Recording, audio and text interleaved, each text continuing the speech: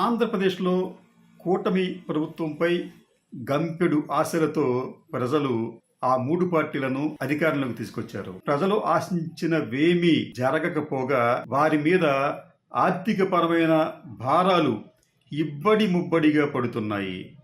ఒక్క పెన్షన్ విషయంలో వారు తమ హామీని ఫుల్ఫిల్ చేసుకున్నామని చెబుతున్నప్పటికీ కూడా దాదాపు 1,70,000 పెన్షన్లను రద్దు చేసిన విషయాన్ని కూడా ప్రజలు గుర్తు చేసుకుంటున్నారు. ఒకవైపు సంక్షేమ పథకాలకు సంబంధించిన నేరుగా నిధులు రాకపోవటం, అంటే గతంలో జగన్మోహన్ రెడ్డి హయాంలో 5 ఏళ్ల కాలంలో దాదాపు 2.75 లక్షల కోట్ల రూపాయల నగదును నేరుగా లబ్ధిదారులకు బదిలీ చేశారు. ఇది దేశంలోనే అత్యధికమైన డైరెక్ట్ బెనిఫిట్గా మనం భావించాలి. ఇది కాకుండా ఇండైరెక్ట్గా దాదాపు మళ్ళీ 1,50,000 కోట్ల రూపాయలు లబ్ధిదారులకు అందజేశారు. ఫలితంగా ఆ నగదంతా కూడా స్థానిక మార్కెట్లోకి వచ్చి ప్రజలు సంతోషంగా ఉండేవారు. ఆ డబ్బంతా కూడా మార్కెట్లోకి వెళ్ళి వారు వస్తు సేవలను కొనుగోలు చేయడంతో వ్యాపారస్తులకి లావాదేవీలు జరిగాయి. వ్యాపారస్తులకు లావాదేవీలు జరిగితే దానికి అనుగుణంగా ఈ వస్తువులను ఉత్పత్తి చేయాల్సి వచ్చేది. వస్తువులను ఉత్పత్తి చేయటం వలన ఉపాధి లభించేది. ఇలాగ ఒక సైకిల్ లాగా అన్ని బెనిఫిట్స్ జరిగాయి. అల్టిమేట్గా ప్రభుత్వానికి కూడా లబ్ధి చేకూరేది. ఒక అంచనా ప్రకారం, అంటే ఆర్బీఐ ఇచ్చిన ఒక అంచనా ప్రకారం ఏదైనా ఒక రూపాయి ఆర్బీఐ విడుదల చేస్తే మార్కెట్లోకి ఒక ఏడాది సమయంలో అది దాదాపు 20 సార్లు చేతులు మారుతుందంట.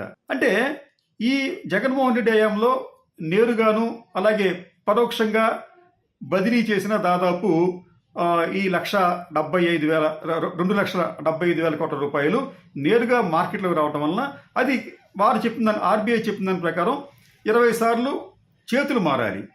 కానీ 25 సార్లు కాకపోయినా 10 సార్లు చేతులు మారినా అది ఆర్థిక వ్యవస్థకు ఎంతో లాభం తీసుకొస్తుంది. ఫలితంగా ఈ 10 సార్లు కూడా ప్రభుత్వానికి ప్రత్యక్షంగానో పరోక్షంగానో పన్నులు కూడా లభిస్తాయి. ఇలా పన్నులు లభించడం వలన ఏమవుతుందంటే రాష్ట్ర ప్రభుత్వానికి కాస్త చేతిలో ఆదాయం ఉంటుంది. మళ్ళీ దాన్ని వారు వ్యయం చేయడానికి ఆస్కారం ఉంటుంది. కానీ చంద్రబాబు నాయుడు గారి హయాంలో ఈ నేరుగా నగదును లబ్ధి చేసే కార్యక్రమాల నుంచి నిలిచిపోవడంతో జిఎస్టీ వసూళ్లు కూడా దాదాపు 10% తగ్గాయి గత ఏడాదితో పోలిస్తే. ఇది ఒక అంశం. ఒకవైపు సామాన్యులు పేదవారు చేతుల్లో డబ్బులు లేక ఇబ్బందులు పడుతూ ఉంటుంటే, మరోవైపు ధరలు విపరీతంగా పెరగటం. ఓ రకంగా చెప్పాలంటే ఈ కూటమి ప్రభుత్వ హయాంలో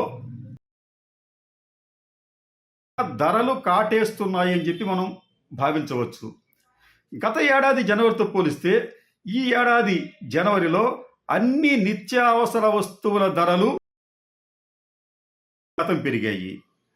అదే రేషియోలో, అదే నిష్పత్తిలో ప్రజల చేతిలో ఆదాయం పెరగలేదు, ఉద్యోగుల జీతభత్యాలు పెరగలేదు. ఫలితంగా వర్గాల వారు ఉక్కిరి బిక్కిరి అవుతున్నారు ఆర్థికంగా. మీకు గత ఏడాది జనవరిలో ఉన్న నిత్యావసర వస్తువుల రేట్లు, అలాగే ఈ ఏడాది ఈ జనవరిలో ఉన్న నిత్యావసర వస్తువుల రేట్లు ఒకసారి మనం పరిశీలిస్తే, మీకు 2004 జనవరిలో బియ్యం సూపర్ ఫైన్ అనేది ఫైన్ బియ్యం సుమారుగా 57 రూపాయలకు వస్తే అది ఈ రోజున గరిష్టంగా 75 రూపాయలకు చేరుకుంది. అలాగే సాధారణ బియ్యం 45 నుంచి 56 రూపాయలకు పెరిగింది. గోధుమ పిండి 50 నుంచి 70 రూపాయలకు పెరిగింది గరిష్టంగా.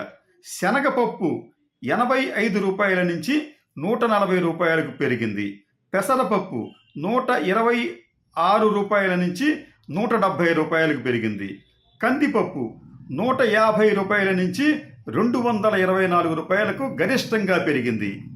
ఇది కొన్ని అంశాలు మాత్రం. ఇది కాకుండా మినపప్పు అయితే, ప్రీమియం మినపప్పు అయితే 140 రూపాయల నుంచి 170 రూపాయలకు పెరిగింది. పంచదార 40 రూపాయల నుంచి 50 రూపాయలు పైనే ఈ రోజున అమ్ముతున్నారు. వేరుశనగ నూనె అయితే 150 నుంచి 180 రూపాయలకు పెరిగింది. సన్ఫ్లవర్ నూనె అయితే 112 రూపాయల నుంచి 180 రూపాయల వరకు అమ్ముతున్నారు. పామాయిల్ కూడా 86 రూపాయల నుంచి 130 రూపాయలకు ధర పెరిగింది. ఇది కాకుండా చింతపండుకు వచ్చేటప్పటికి కేజీ 80 రూపాయల నుంచి 100 రూపాయలకు పెరిగింది. ఎండుమిర్చి 140 నుంచి 160 రూపాయలకు పెరిగింది. వెల్లుల్లి అయితే 150 రూపాయల నుంచి 480 రూపాయలకు పెరిగింది. ఇలాగా మనం నిత్యం ఉపయోగించే ఈ నిత్యావసరాల ధరలు బాగా పెరగటంతో సామాన్యులు ఉక్కిరి బిక్కిరి అవుతున్నారు. ఈ పెరుగుదలతో పాటు ఇతర అంశాలు కూడా వారిని ఇబ్బంది పెడుతున్నాయి. ఎందుకంటే మార్కెట్లోకి ఈ నిత్యావసర వస్తువులతో పాటు సహజంగా ప్రతి కుటుంబం కూడా మీకు అరటిపళ్ళు, జామకాయలు లేకపోతే ఇతరత్ర ఫుడ్స్ కొనుక్కోవాలని చెప్పి అనుకుంటే వాటి ధరలు కూడా బాగా పెరిగిపోయాయి. మరొక అంశం ఏంటంటే ఈ ఫ్రూట్స్కి వచ్చేటప్పటికి దేశవాళీ రకాల ఫ్రూట్స్ అన్నీ పక్కకు పోతున్నాయి. నాటు రకాలన్నీ మార్కెట్లను ముంచెత్తుతున్నాయి. మీకు ఉదాహరణ జామకాయలు అనేది గతంలో ప్రతి ఇంట్లో కూడా ఒక చెట్టుగా వాళ్ళు వేసుకొని జామకాయలు ఉండేవి, ఇంట్లో పిల్లలు తింటూ ఉండేవారు. అది ఆ రోజులు పోయినాయి. నాటుకాయలు ఒక 2 ఏళ్ల వరకు కూడా నాటుకాయలు మార్కెట్లో బాగానే వచ్చాయి. కానీ ఈ రోజున నాటుకాయల కన్నా కూడా ఈ తైవాన్ జామ్ అని చెప్పి వాటిని తెచ్చి ఎక్కడ వేరే ఆల్టర్నేటివ్ లేకుండా వాటినే విక్రయిస్తున్నారు. ఆ విక్రయించడం కూడా కిలోల లెక్కన విక్రయిస్తున్నారు. కిలో ఈ రోజున ఈ జామకాయలు 120 రూపాయలు. గతంలో మనం ఎప్పుడు కని విని ఎరుగని ధర అది. 120 రూపాయలకి 4 కాయలు మాత్రం వస్తున్నాయి. ఇది కాకుండా మిగతా ఫ్రూట్స్ కూడా ఇదే పరిస్థితి ఉంది.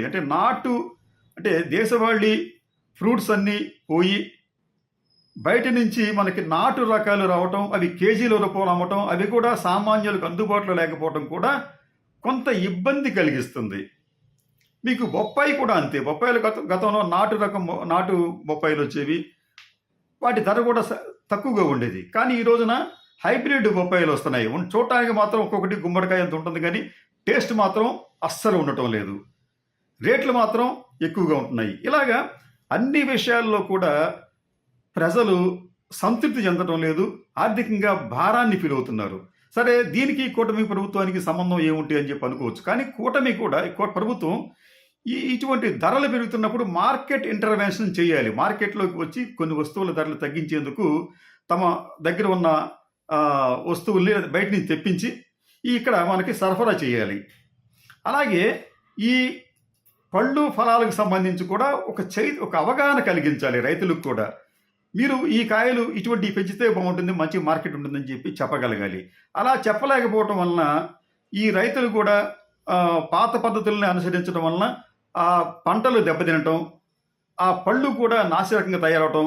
ఇదే సమయంలో ఇతర ప్రాంతాల నుంచి తైవాన్ జామ లాంటిది లేకపోతే హైబ్రిడ్ బొప్పాయి లాంటివి మార్కెట్ని ముంచెత్తే పరిస్థితి ఏపీలో కనిపిస్తుంది.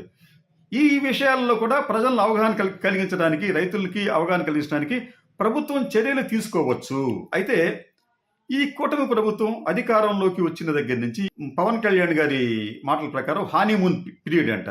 ఈ హానీమూన్ పీరియడ్లో మరి హానీమూన్ అనేది పవన్ కళ్యాణ్ గారికి ఉందేమో కానీ ఆ హానీమూన్ పీరియడ్లో రాష్ట్ర ప్రజలకు మాత్రం పీడకలలు మాత్రమే మిగిలాయి.